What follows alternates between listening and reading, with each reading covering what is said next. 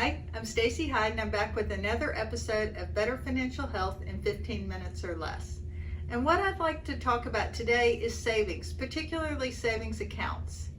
If you're like most people, you have a checking account at your bank where you bank, whether it's a national bank, regional, or even local.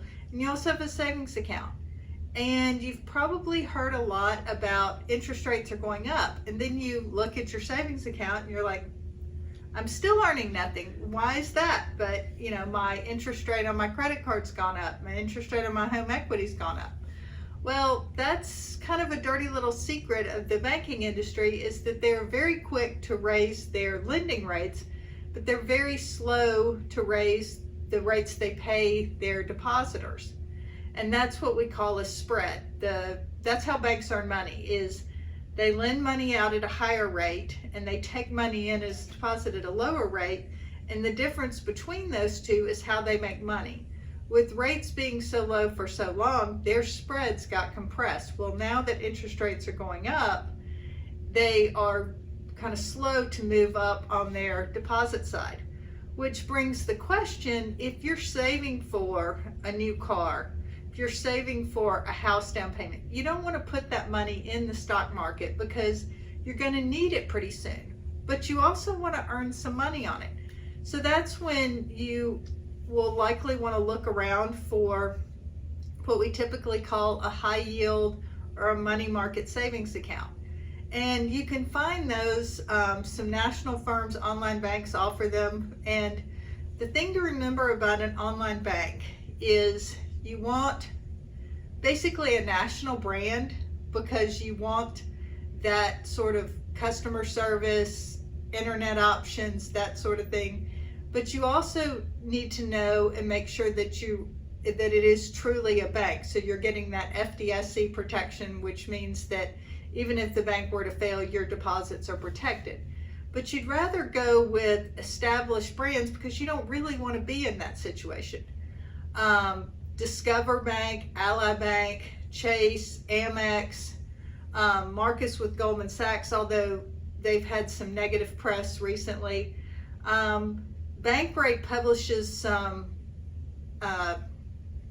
data on who has the best rates. Don't get too caught up in the best rates. I did that same search, found a smaller bank, but then when I started paying attention to how long it took them to give me credit for my deposits, it was excessive. It was taking 2 weeks, whereas the Discovers and the Allies of the world were 3 days, which is more in line with what I would say is reality of when they should have been credited to my account. And so I think that there's real value in using those name brands. Also, some of them you can get local access to ATMs, which is nice.